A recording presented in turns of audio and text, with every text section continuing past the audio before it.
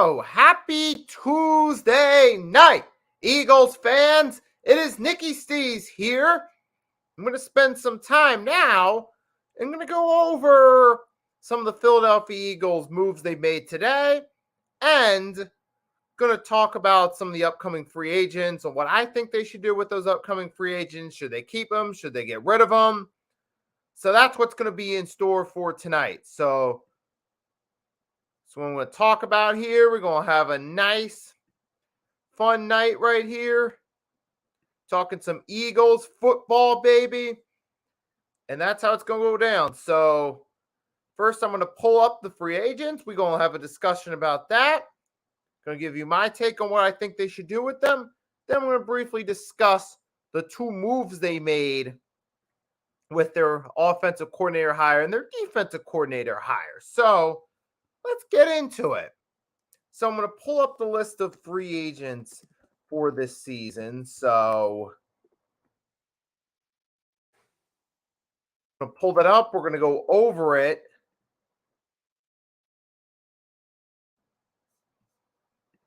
There we go. Make sure we find ourselves a good source so you guys can read it clearly.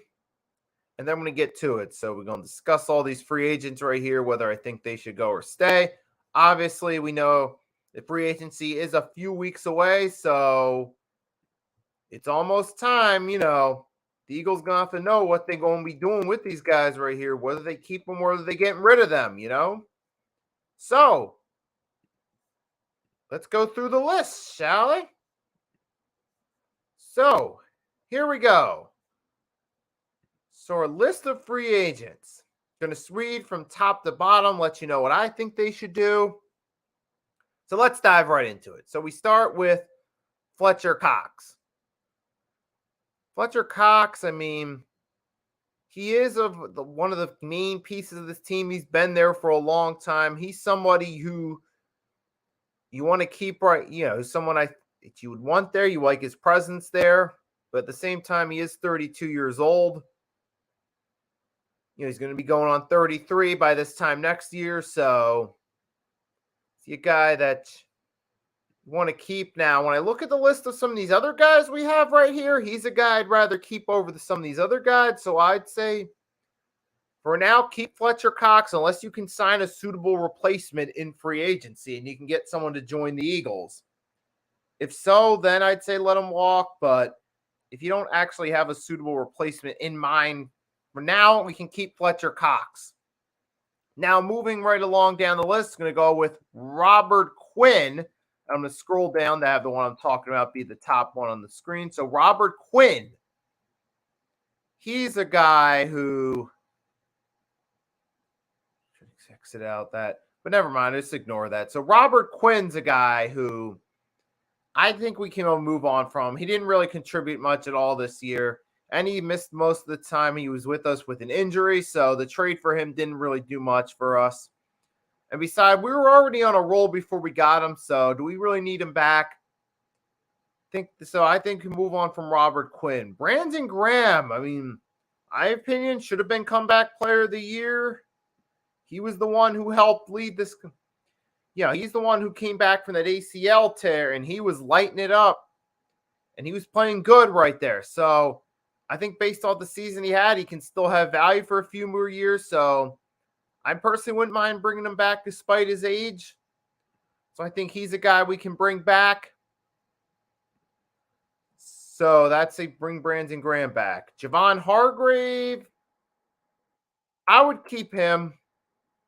I feel like he's a guy that can be valuable. You saw he's been good for us so far, and he's still got a few more years left in the tank. So he's a guy I'd be willing to keep right there. So I'd say we definitely can keep Javon Hargrave. Jason Kelsey. I think personally, I was hoping by now he'd make a decision on whether he was going to retire or stay, because if he's going to continue playing, I wouldn't mind keeping him for a little bit longer, but I want to know, what's he going to do? Is he going to retire or is he going to stay? That's my thing right there. I want to know. Okay, there we go. So I'll get that ad out the way so you guys can see that. There you go. So I think Jason Kelsey, like I want him to stay, but I think he needs to make up his mind on whether he wants to retire or come back another year. I mean, I know we do have Cam Jurgens ready, so that way if he does decide to call the day, or if he starts declining, we can go to him as his replacement. But yeah, I'm like kind of torn. Like there's a part of me that wants to keep if he's coming back, but at the same time, I feel like it wouldn't bother me if we moved on from him. So see Jason Kelsey, I'll say keep him if he comes back, but that's gonna be the big if. This next one, this is a tough one. James Bradbury. Look, personally, I want to keep Bradbury. All right. I want him still around here. I want to keep him on this roster. And I want him to help us out. So I think that, he'd be a great asset to bring back. He's still young. But the thing is he going to want more money though? That's a tough question right there. It makes us wonder, is he really going to want to stay with us or is he going to walk free agency?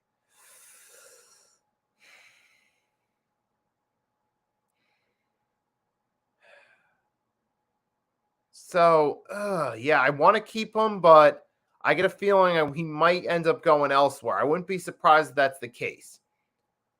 But yeah, he's a guy I'd want to keep, but I don't know if he's will. Next one. Isaac Sumalu. He's one that doesn't really impress me that much. He hasn't done anything to stand out, so I feel like he's a guy that we don't really need him, but if we lose a few other pieces, we might keep him just so we have some depth on our roster, but that's one we'll have to see about right there. So Isaac Sumalu, I personally don't think, I think it won't bother me if he moves on though, but we'll have to see. The next one, this is going to be an easy one. Andre Dillard. We can cut him. He's gone. He hasn't done anything since he's gotten to the Eagles that's noteworthy. He hasn't had any productive seasons.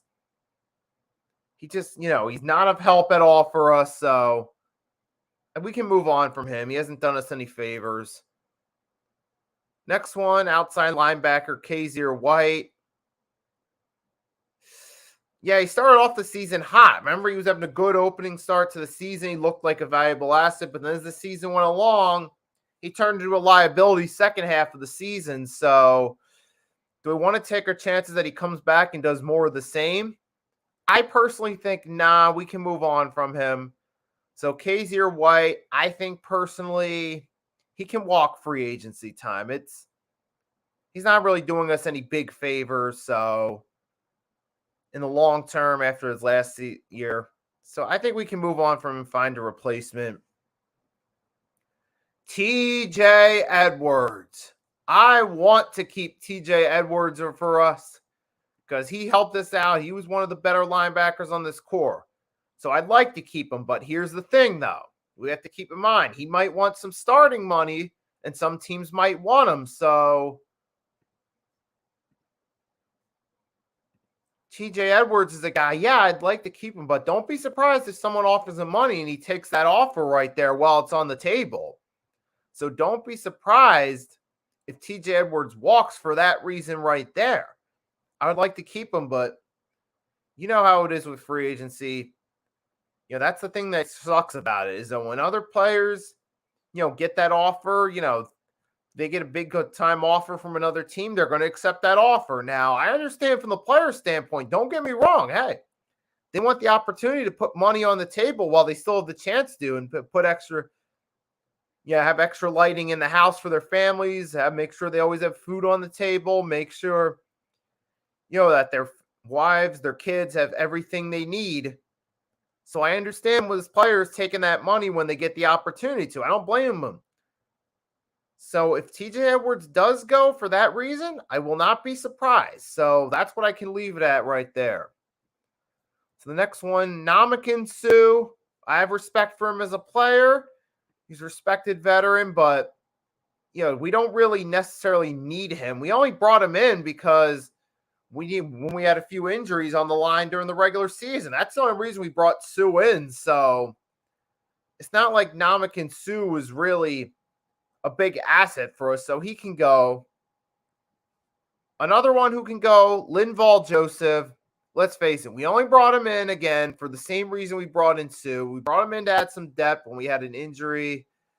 Who was it that was injured again? Was it Fletcher Cox or yeah, but we had an injury, we had an injury, we brought him in as a substitute. So he was never a guy that we made a main piece. We just used him as a depth piece.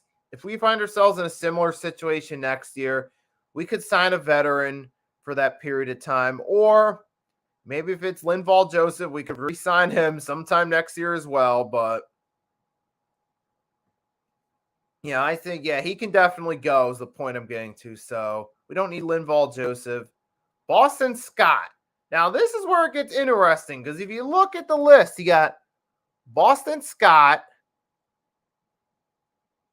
and then you got Miles Sanders. So there's two running backs right there. So I don't think you're going to be able to keep both though, but you're going to have to choose, I think. Now, normally you'd always pick the start. Normally 9 times out of 10, you'd pick the starter in this case. Miles Sanders is the starter. So you're thinking, okay, well, we keep him, right? Usually that's the case, but in this case, I'm not too sure if we necessarily would do that. I know that's not the typical stance to take, but if you're going to keep one and move on from the other, I would think maybe Boston Scott because he's good with this offense. He knows this offense. He's good as a second string back. He's always been humble about his role.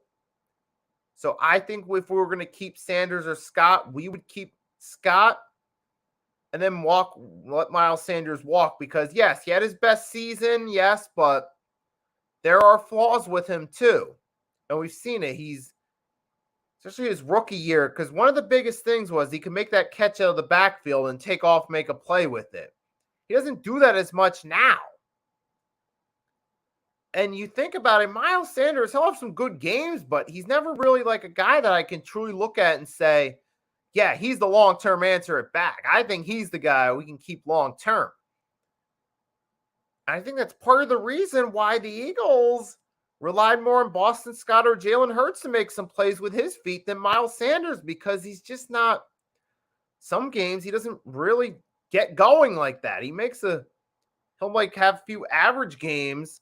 Like even in the Super Bowl when he was getting the ball, he didn't do anything that made us think, man, they should have kept feeding Miles Sanders the ball. No, I didn't see that from him in the Super Bowl. That's why Hurts was doing most of the running in that game. So with Miles Sanders, it's like, yeah, he has some nice moments. He got to the Pro Bowl because of 1,000+ yard season, but let's not forget, he also had a top flight offensive line blocking for him too. That played a significant role in Mr. Miles Sanders making a Pro Bowl nod this year. So I would think if I had to choose between Boston Scott or Miles Sanders, I would keep Boston Scott. And as far as I think with this offensive line we have and the way we've done, I think we can move on. I think we could find another guy that can suit that same role.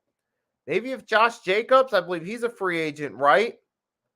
Maybe we could try to make an offer for him, or maybe Kareem Hunt, something.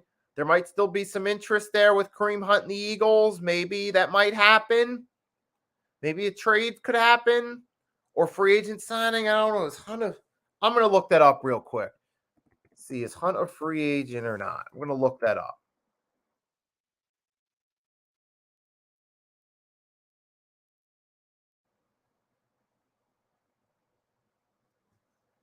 So I'm going to look up running back free agents real quick and see if Kareem Hunt's on that list to see what we even – but you get the point. Oh, yeah, Kareem Hunt is a free agent. So maybe we could go for a Kareem Hunt maybe or Josh Jacobs. Maybe those are guys we could look at to replace Miles Sanders.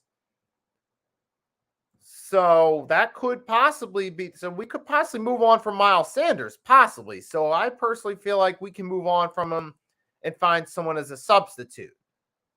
And I think Boston Scott, we could keep him for depth. Zach Pascal, I would like to keep him as the number 3 guy. If we could trade Quez Watkins and move on for him, we could use Zach Pascal as the number 3 guy. He'd be a solid number 3 option behind AJ and Smitty. So I wouldn't mind bringing back Zach Pascal, but they might just decide not to. They might decide to find another veteran on a 1-year deal. We'll see. So you got Rick Lovatos, long snapper.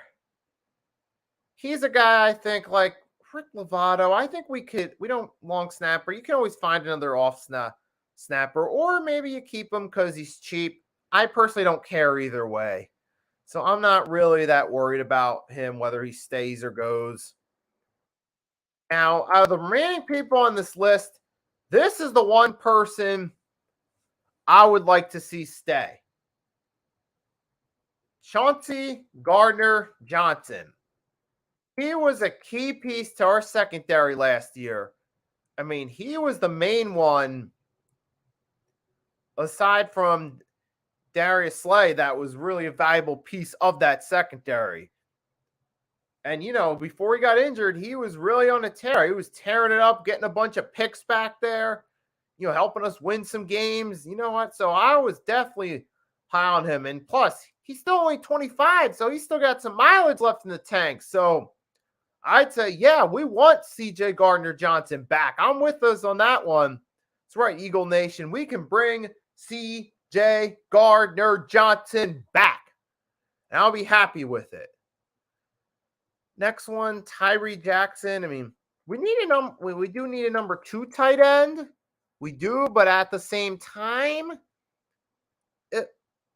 we could find a replacement backup tight end for Tyree Jackson. So he's not a main priority. If he walks, he walks. Yes, I'd like to keep another tight end for depth, but do we really need Tyree Jackson? I say the answer is no. Then the next 2, I'm going to go through this quickly. Gardner Minshew, nah, we could find a better backup quarterback. We saw from his playing time why he isn't still a starter with the Jaguars. Gardner Minshew was even anywhere near as good as advertised. He would have been the starter for the Jaguars this season. And Trevor Lawrence would have gone elsewhere in that 2021 draft. But guess what? Gardner Minshew's not that guy. That's why now he's facing the possibility of being on his 3rd team already in his career. Marcus Epps, I don't really care for him much. He's not that important when it comes to our secondary. Because if you're trying to prioritize keeping Bradbury and CJ Gardner-Johnson, or at least trying to keep one of those 2 guys, is Marcus Epps really going to be a main priority for the Eagles, especially that secondary with guys you can keep? No. The answer to that question is no. So you can let them walk. Focus on CJ and Bradbury. Try to get both those guys back. Don't really worry about Marcus Epps. Hey, Marcus Epps, best of luck to you in your future endeavors. Same with Gardner Minshew, maybe Tyree Jackson. Linval Joseph, Ndamukong Suh, same to you guys. Best of luck your future endeavors. Robert Quinn, same. Those are guys that I just don't think we really need right there. So there's my overview of guys I think we could keep and guys we can move on from. Now, we'll see what actually happens a few weeks from now, but that's my view. That's right there, my take on the upcoming free agents. So now, got some other news to discuss. We got 2 noteworthy events happen today with the Philadelphia Eagles, with their coaching staff that need to be talked about. Now, I already did some shorts on them, YouTube shorts. What I'm going to do is I'm going to play it real quick and then share the screen with you. Give me 1 minute. So I'm going to start with Brian Johnson. I'm going to play a little bit of my short. Then I'm going to segue into my further thoughts on him. Give me 1 second. So I'm going to share it with you guys again. And I'm going to drop a like for myself. All right, so here's what I said earlier. There it is. It is official. as of today, the quarterback coach, Brian Johnson, who worked with Jalen Hurts through the past 2 seasons, has now been promoted to the offensive coordinator. So I understand what the Eagles are doing. They were low on candidates a little bit for their offensive coordinator spot. They figured, why not get a guy in Brian Johnson who Jalen Hurts is familiar with? You don't have to do too much. He's already familiar with the system with Brian Johnson. He's already familiar with the quarterback. So that makes sense for the Eagles. So congratulations to Brian Johnson on the promotion, and best of luck to him in that role. Well, you heard that right there. And like I said, I want to reiterate that point. Right, he's already familiar with Jalen Hurts because he got hired in 2021 when we were making that transition into that year to Jalen Hurts' first year as a starter. So his sophomore season, right, Brian Johnson was hired as the Eagles quarterback coach, so he would work with Jalen Hurts. He's been there, he's seen Jalen in 2021, some moments where he flashed his potential, but obviously he needed to improve. He still had some areas he needed to improve, which he did do in 2022. So Brian Johnson's been there seeing his up and down 2021 year and then seeing his progression as a QB in 2022. So obviously he's already familiar with him. I'm sure they have good chemistry working with each other. So it makes sense. You want to bring in a guy who's good on good terms with that quarterback. I understand his organization feel comfortable taking that risk on someone who's already familiar with the quarterback, who isn't going to come in and try to change the playbook and go away from what the QB strengths are to prove they're such a great mastermind, because some coaches have that ego stroke where they try to change their quarterback style. So at least with Brian Johnson, the good thing is, he's not going to try to all of a sudden change everything about Jalen Hurts overnight and go away from his strengths. So that's something right there that obviously that's a good thing. Another good thing is he's familiar with most of these players right there. He'll be back with some of the same players next year. So he's already familiar with them. He has good relationships with the players. So that's someone you can trust right there. So I get where they're coming from, because sometimes bringing in a new face, it could work in favor of you or it could work against you. Like, now, if you're a team that you need to make a big change with your culture, so you have to take chances on unfamiliar faces in order to change the way you're currently doing things, I get that. But you're the Eagles. You're not in that position where you need to really make any drastic changes right there. Like, when we hired Johnson, we hired Gannon, Sirianni, and those guys, we were in a position we needed to change. Now, here we are later. We don't really need to change a whole lot. What we need to do is get back to where we were last season and change the outcome of the Super Bowl. But that's a lot more complex than it sounds. But the point is, you can take a chance on bringing in a coach. Yeah, this is a good time to promote somebody right there. Especially if it's someone who you feel is worthy of that promotion. So this is the perfect time to promote somebody already within your organization up. You don't have, because you're already in good terms. You just fell short in the Super Bowl, and you still have a window open for the future. So if you're going to promote within, this is the time to do it. And that's what they did. So this looks like this is going to be a good move on paper. Now, how will he transition from quarterback coach to offensive coordinator? We don't officially know until it actually happens. But the outside looking in, I think this is the smart move to make right here in this case. So I give credit to the Eagles. I know some people a few years ago were upset when Deuce Staley didn't get promoted. Well, he didn't get bumped up to head coach, but that was an entirely different situation. So let's not even go into that. But this time around, I don't think anyone's going to be upset at all. But all right, so Brian Johnson, I think that's a good move. Now the next move, this one I'm kind of iffy on right now. Now, to be fair, this is only the day he was signed, so we can always evaluate him more and then decide from there whether I think this was a good or bad move. But it's, Sean Desai. Sean Desai, there it is. So Sean Desai, the former Bears offensive or defensive coordinator in 2021. So and a former assistant. He was assistant with the Bears during most of the 2010s. Then he got promoted to defensive coordinator in 2021, got moved on. He worked with the Seahawks defense last year. He saw some development of their defense become one of the respectable units in the league with younger players that could get better with the future. But here's the thing with him. Desai's schemes are a little bit similar to Jonathan Gannon. And remember, Jonathan Gannon was a guy, we know he had his flaws as the defensive coordinator. I mean, 2021, that was evident with Gannon. And you remember people were even making jokes about his defense being a Swiss cheese defense. And those jokes, I carried that going into the 2022 season.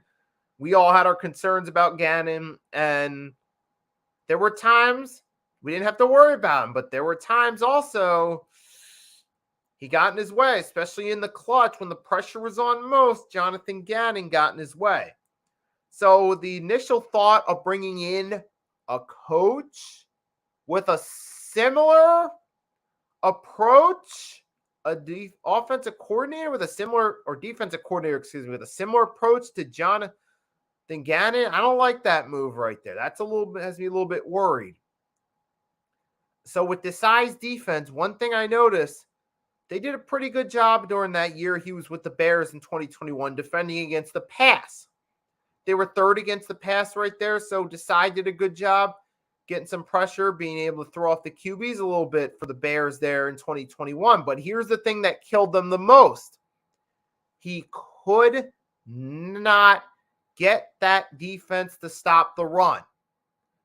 Now, that could also, I think it's in part maybe a reflection of the Bears and players he had there. But at the same time, if you're terrible against the run, that's also partially you as well. Because I feel like if he was this great defensive mind, even with a bad defensive line, they could have at least gotten something decent out of them. But he just didn't get that there. It just did not happen. So I just wonder with Desai, are they bringing in someone similar to Jonathan Gannon? Is it that the case because are the Eagles looking at the fact that they got to the Super Bowl with Gannon as their defensive coordinator going, hey, we had a pretty good defense. Let's bring in someone similar to him, which I think that's what they're doing. I think they're bringing in Sean Desai because he's similar to Gannon. What they're doing is they're looking at Gannon from the perspective of, oh, he was the defensive coordinator and the defense massively improved. So they're attributing that to Jonathan Gannon's scheme and his style. When I think really it was more so the fact that the talent played a role in helping more so than the defensive coordinator throughout our run to the Super Bowl. That was the talent more so than Jonathan Gannon. And if you guys are wondering what jersey this is Brian Dawkins' military style. You can see on the back right there, I got that 20 with the Dawkins on it. But yeah, let's get back into it. So yeah, like I said, I think the Eagles, they're coming from that perspective of they're looking at more, not really how Jonathan Gannon did as a defensive coordinator, but they're contributing the defense's success on the field to Gannon, but I don't think it was really that. So I think they're going into this with the mindset of, oh, we can get a defensive coordinator who schemes similar to Gannon because the defense did well with him there. They're all contributing that more to Jonathan Gannon than it really was. So I think that's the Eagles' mindset with hiring Desai, someone who's similar. I mean, so I think that's the mindset in the front office and why they made this decision. Do I think this is the best decision? No, I think there's a chance you could have some of the same issues occur. Now, we don't know yet. He hasn't even stepped on the field yet. He hasn't worked with the defense at all. So maybe maybe he will actually do really good. I hope he does. But those are just my initial thoughts that I think this could be similar to Gannon because they're bringing in someone with a similar scheme. Now, I hope, he's better than Gannon. And I hope this defense can be even better. I hope this 2023 Eagles defense, whatever that roster is going to look like, can look better under him. So I'm hoping that Mr. Desai does well as defensive coordinator, but we will have to wait and see right there. So, and obviously, though, we still got a long way to go. We still got free agency coming up. Then we got to get to the draft. Well, we still got some time to see. Still got some time before we see what happens with those two right there with free agency and the draft. So I'm going to have to. So I'm going to. Yeah, so we'll wait to see what happens there. Now, as far as today goes, I've said everything you can say right there about our promotion to promote Brian Johnson as the offensive coordinator and hiring Sean Desai, the former Bears defensive coordinator, to be the new D coordinator. I mean, so far, the moves were just made today. We still don't really know what they're going to do until they actually get there. So there's not a whole lot to say about it, but just my thought on how I feel about it as of now. We'll have to ultimately see where it goes in the future, but yeah, that's all I can say right now. I'm going to keep repeating myself over and over again if I keep going on. So I want to thank everyone that tuned in. I hope you enjoyed this, whether you tuned in live or even if you caught it afterwards, sometime Wednesday or Thursday. I hope you enjoyed it. If you haven't done so already, smash that like button and hit subscribe so that way you're notified when I upload a new video. So to everyone that came in, thank you. Hope you enjoyed. Have a wonderful night. And until next time, it is Nicky Stees signing off.